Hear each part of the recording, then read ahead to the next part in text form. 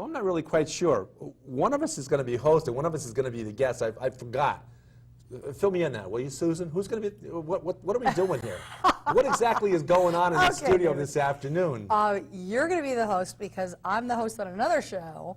So you're going to be the host today. You get to ask me questions and I get to answer them. Okay, good. Welcome to Progressive Soup. My name is David Stevenson. With us today we have Susan Shaner, who does a show with John Gogliatino, a very nice show on Comcast. And Susan's going to talk about something other than that show. She's going to talk about what she does in her own personal life. I'll let you introduce yourself and tell me or the audience or whoever happens to be around listening what it is you do, and then we'll talk about that. You mean my real day job outside of the Your real forum. job. Right. Well, I have my own business called Sage Leadership Strategies, LLC. It's a consulting practice. I consult with organizations and individuals and help them achieve their goals. Consulting is a very ubiquitous term. I mean, what exactly is consulting? I mean, other than the fact you people consult with you. Yeah. What is it? Where did this term actually come? Where do consultants come from? That's a good. That's out of the consultant $1,000,000 question. Out of the consultant patch, maybe. From a whole range of places, but consulting basically is where you're giving someone advice, or in my case, it's advice or coaching. I also offer executive coaching and career counseling services. So it may be either an individual or corporation that hires me. I mean, the bulk of my business is typically Fortune 500 companies, typically Fortune 100 companies. So the creme de la creme, at least financially speaking. Yeah, I guess you could maybe say not in terms of skill levels, because obviously they need your assistance to spruce up, to spiff up what they're doing. They need your advice. So you're the creme de la creme. Well, yeah, I mean, I consult, I typically focus on leadership and executive development and high potential talent. So in that sense, that kind of is my target audience. I don't like to use the word creme de la creme because it sounds very elitist. And we don't like the word elitist anymore. I don't like that terminology. Oh, that's become a very, very roughly treated word in our lexicon. Yeah, and I'm all about helping people show up as their best selves and helping people realize their potential. So that's the core part of my business, but what I also do is I have a very eclectic background, and I'm also a certified Nam yoga instructor and a harmonium practitioner, so I also do a little bit on the side, if you will, on energy work and healing. That's right, you mentioned that when we first met at the breakfast. Yes. Okay, so we'll talk about yoga and Reiki. So I could go wherever you want to go. We'll go into yoga and maybe even Reiki, which I guess is Reiki, energy healing. Yes. Because we had a lot of people on over the last year because of the big healthcare thing. Yes. We had a lot of people, a lot of non-traditional practitioners on talking about how Eastern medicine, Western medicine, how they could integrate, how they could complement one another. But that's enough of that later. Later for that. Let's go back to the consulting. Consulting. Okay. So your original question was, what does the term consulting mean, and where do consultants come from? And I've been in my business 4 years, and before I started my last position at a company, because I've worked for a bunch of different corporations, was at IBM. And I was part of a group that was targeted to the top 300 leaders. And there, we were a cadre of internal consultants, about 30 consultants. And we came from a wide range of backgrounds. I mean, we had folks in our group who were PhD IO psychologists, people who had their MBAs, you know, very different kinds of backgrounds. But basically, we all had a niche or expertise in either business, strategy, leadership, helping people change behavior. Because of my background, I mean, I was originally, way back when in the dark ages, originally trained as an expressive arts therapist using the creative arts, and then found myself in the field of training and development. So everything I've done that's led me to working for companies like GE and IBM was all about development, helping people, again, realize their potential and make changes in their life, personal, professional lives. In this case, it's targeted for what companies want to achieve. So what you had was a group of people, all of which obviously none of them were Yogi Berra, because if you remember Yogi Berra, the baseball player, the question that was always put to him was, how are you such a good hitter? And Yogi would try to fumble through an explanation of hitting, and finally he would say, let me just show you how I do it. And he would just do it. But you actually have to be on the outside looking in and look at the skills and look at the behaviors and coach people how to. Well, yeah, if you want to take Yogi Berra a step further, Yogi Berra also said, if you don't know where you're going, you're going to end up somewhere else. So Yogi was some yogi, wasn't he? he was a wise yogi. Oh, my God. So in terms of development, yeah, I mean, it's a combination of, sometimes people need to see the model, so Yeah. somebody like Yogi Berra showing them how to do it. Yeah. In other instances, people not only need to see it, they need to feel it, try it, and get feedback on it. So, you know, it may be, you know, somebody can read a book and kind of get it. That's probably the minority of people. And that's what our educational system's geared towards. Yeah. But in a lot of cases, what's most effective, I mean, there's been tons of research done on this, is that most people grow and develop through challenging situations, either in life or work. So some people, you can sit you know, in a seminar or a workshop and get Yeah. knowledge and information, but the greatest way that you're going to develop and stretch to another level of capability is by meeting significant life challenges. What they call hands-on. Yeah, in life or work, yeah. Okay. Stretching. Okay, so whereas a child might read a book about the Civil War and get it, probably most kids would probably do better to be taken on a field trip to a location where they can actually get a sense of what it's like and what to expect and what happened. Yeah, because Almost not exactly firsthand experience, but to smell it, feel it, you know. well, let's face it, if you take your example of the Civil War, I mean, it's incredibly, I know for myself, I mean, I happen to be sensitive to these things, but when I went to Gettysburg, whoa, I mean, that was a very different experience than Oh, Gettysburg. reading about the Battle of Marvelous, Gettysburg. yeah. I mean, you just go in the vast fields. So, yes, I mean, you know, our educational system, although that's changed and is continuing to change, but traditionally has been geared towards listening, auditory learning, and reading, visual. But there's, you know, kinesthetic, there's all different kinds of learning and intelligences. And so when you're dealing with developing adults, you want to make sure, you know, as with kids too, you know, you're tapping into the different learning modalities. But with adults, what's different is they have a body and a range of experiences that they can tap into and connect with. So you always want to be involving, engaging, and helping them make connections with their any previous knowledge and experience. Now, we've all seen shows about offices and what goes on in offices and the The interactions. Office, I love that show. Yeah, well, there you go. That's right. But we all know that, I guess we all kind of sense that the office is kind of a microcosm of the world in the sense that that there are politics that occur. Yep. What happens when you're advising a group of people and coaching them on how to do better in whatever they do and how to perform better in that group, which I'm reading as being kind of some part of what you do? It's part of what I do. Yeah, I mean, for example, I mean, I might be working with, you know, a senior leader at a company who runs, you know, multi-million or billion-dollar business. Yeah. And, you know, it may, in some cases it may be working with them on how to develop their direct reports to be more of leaders versus just managers or doers. In other cases, it may be helping them navigate the organizational politics. So it may be working with them on their influence strategies and reading the cues and the signs and how to leverage and navigate their work relationships. Again, with the focus always being on two areas. One is, you know, what's the overall business context and goal, you know, their goals and strategies. Goal-driven, yeah. And the second is, in particular, what do they need to work on by way of, you know, knowledge, skills, abilities, behaviors. Many cases when we're talking about leadership, it's about behaviors. Okay. You're in a group. You're doing this with a group. Yep. And you find that somehow or other world politics, let's say, have entered into the dynamics of a group.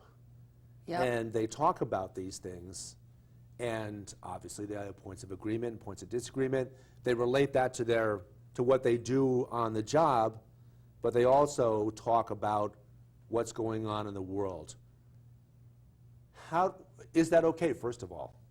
Is that okay to talk about things outside the office, in the office? How would you advise them?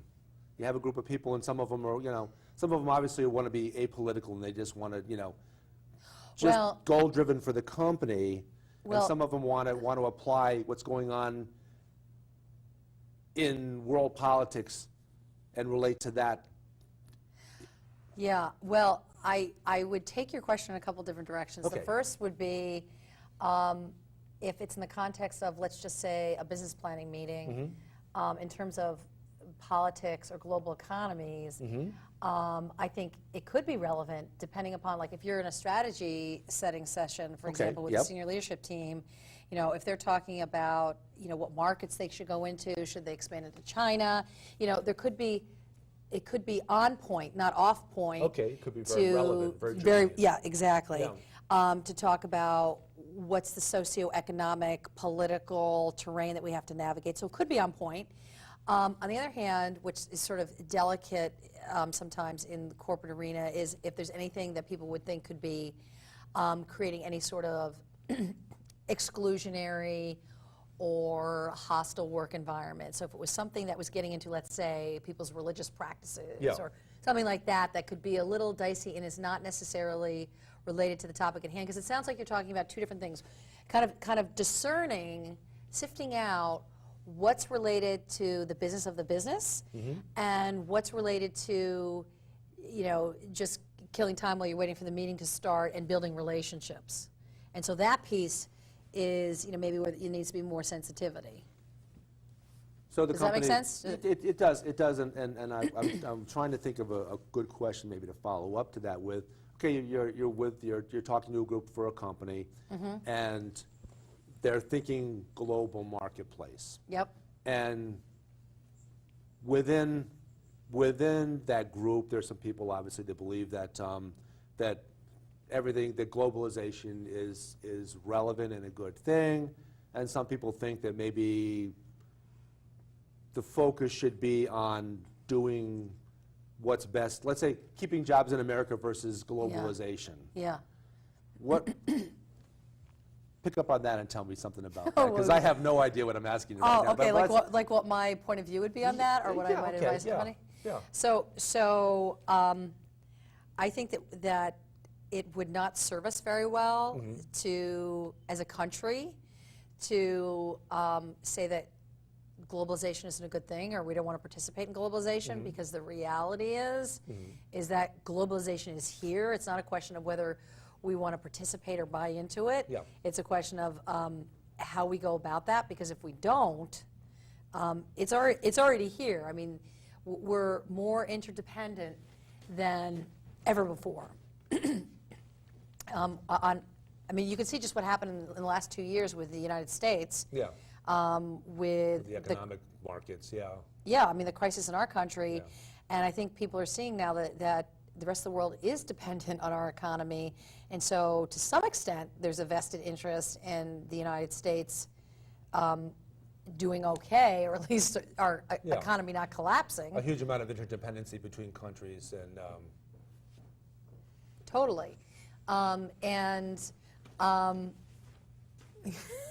we're getting some messages here. We're getting messages flying into the studio, and this message is 2 letters long.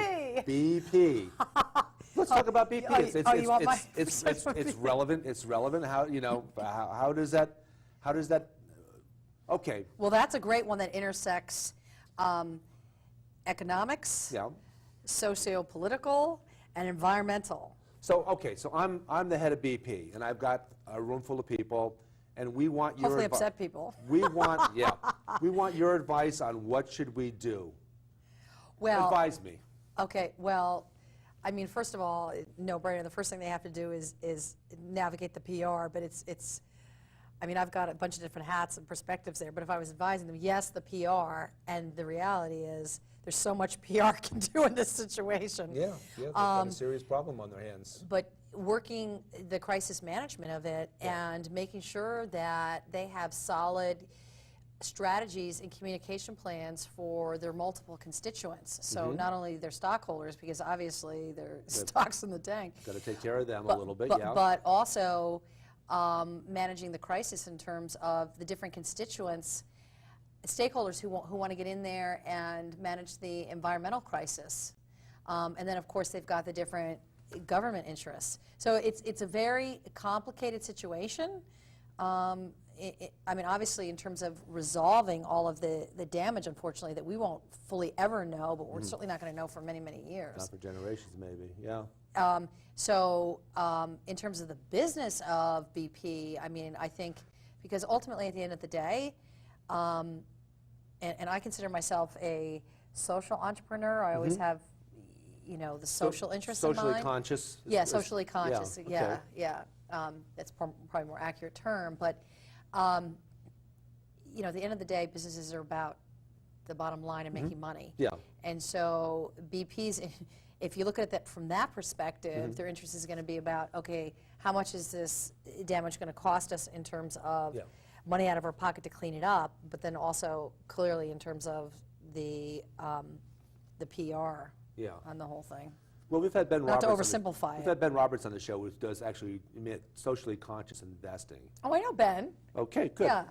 And he's been on the show a couple times, and we've talked about how does he gauge a company in terms of the company's performance, not only in terms of you want to make some money on your investment, obviously, but you also want to invest in a company that's doing whatever you judge to be the right thing.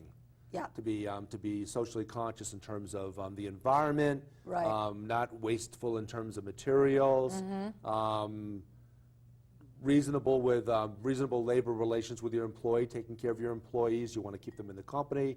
You want them to be like Ford, like Henry Ford used to say. We want our employees to be able to buy a Ford.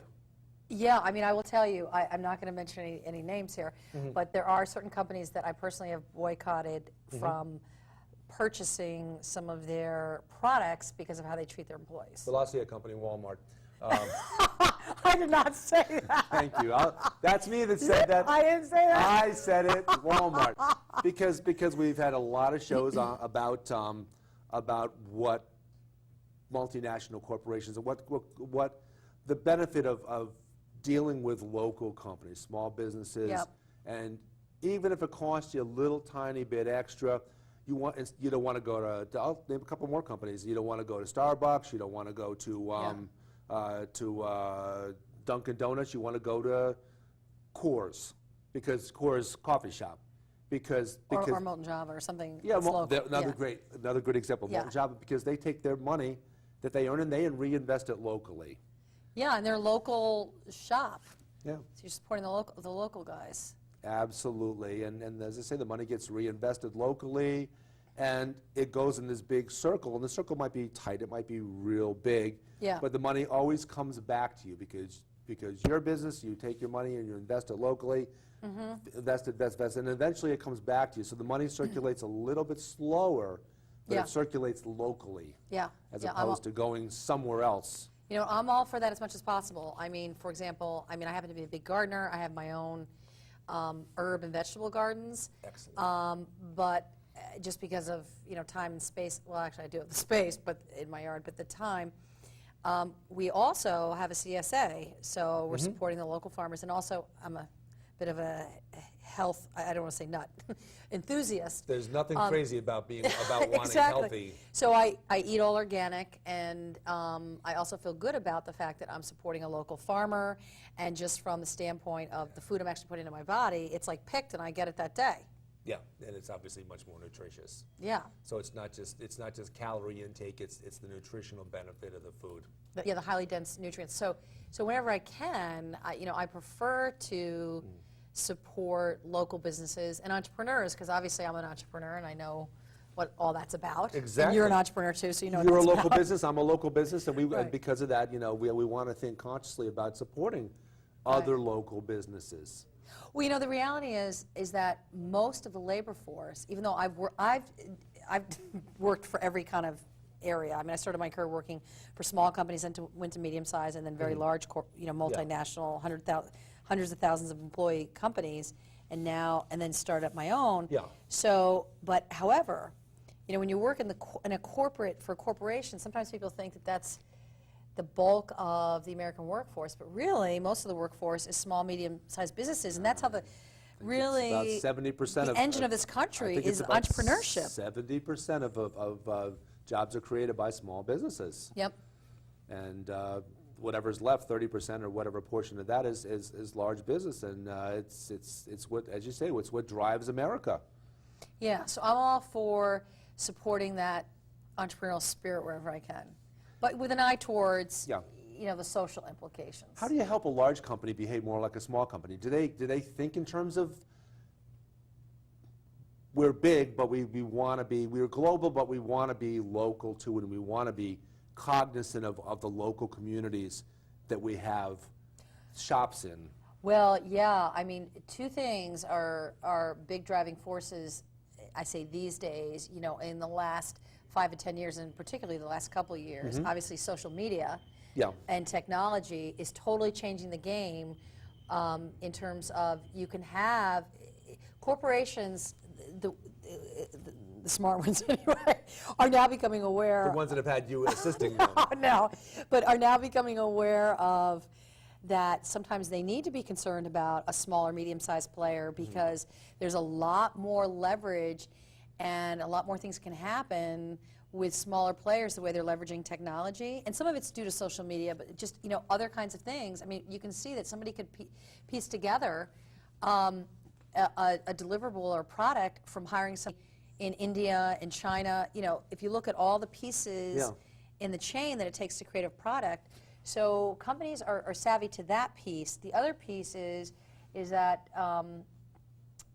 more and more they are relying on local talent because they understand that their customers in those regions, from a bunch of different standpoints, they want to make sure that they really understand the context and the cultural and business environment. So cultural understanding, and I don't even want to use the word diversity because there's other connotations, but understanding the cultural business context you're operating in is really, really important.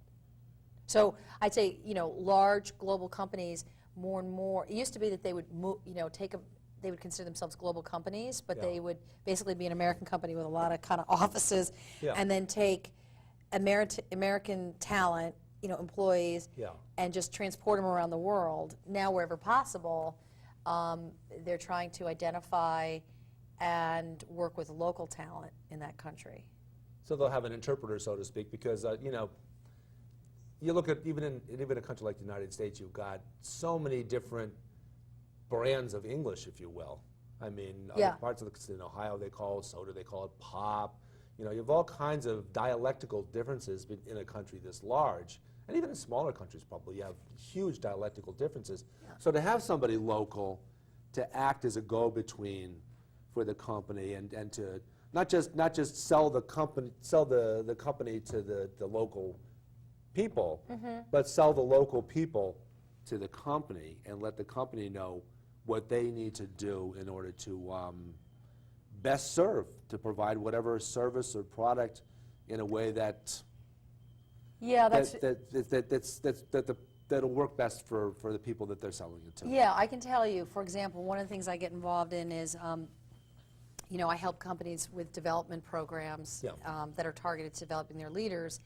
And this spring, with a colleague, we wrote a simulation, which was really a business case study. It was for a global company, and it really had a couple of objectives. One was to teach their leaders and how to think more strategically and how to use their approach to thinking through strategy, but also with what they were finding is that people were not always as culturally adept and sensitive. So, and we picked all the hot topics. We did it on the global healthcare environment, in the Middle East, And it was situated in Saudi Arabia, and then they had to deal with a customer So situation. there were a lot of very Hot charged topics. hot charged topics and dynamics going on there, I'm sure. Totally.